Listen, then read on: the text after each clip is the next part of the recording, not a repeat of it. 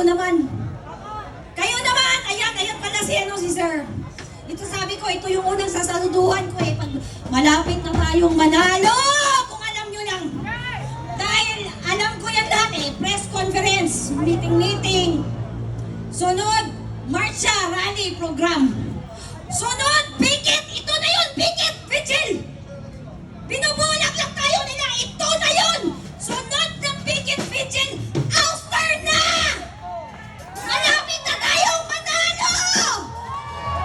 Mga kababayan, malapit na tayong manalo!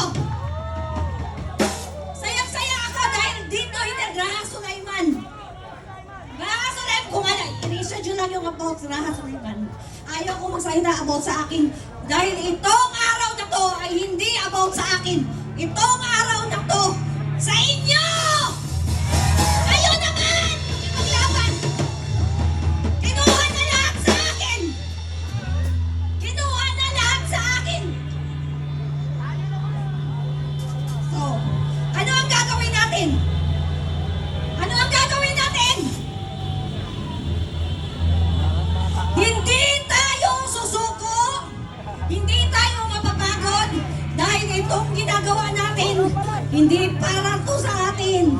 Para to sa buong kinabukasan ng pamilya natin. Sa mga masang kami, tinatabak-tabakan!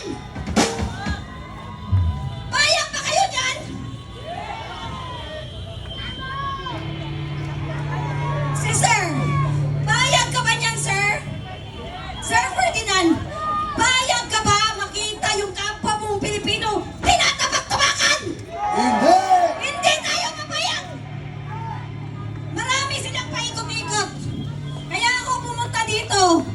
Dahil marami silang paikot-ikot. Tingnan nyo. Hindi gaya noon, EDSA 1, EDSA 2. Hindi. Meron silang style ngayon. Yan about sa military. Na, dahil nagkamali noon. Ano nagkamali noon?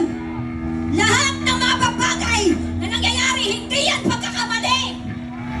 Hindi natin masisisi kung ang ibang tao papatay! Papatay ng isa para nanaya ang lahat! Hindi nyo mapipigilan yung ibang tao makikipaglaban nangigit pa sa parliamentary struggle like ganito. Parliamentary, okay? I-ano natin yung mga boses natin lahat-lahat. Pero yung iba, nakita na nila paikot-ikot! Buwang! Yawa ng mga piste na! Di ba? Yawa ng mga piste na, mga bilat-tanay ng mga piste na. Oh, hindi nyo nakikita? Quezon City, nandun lahat. Camp Aguinaldo, Krami, Pardon, lahat nandun. Hawak nila yan! Hindi nyo ba alam? Intel info. Ha? Info. Kaya okay lang, mga kababayan, na mag-iba tayo. Example, liwasan. Example, dito. Iba. Okay lang. Okay lang. Kasi, hawak nila yan eh. Ako, i-insert ko lang ha. Insert ko lang.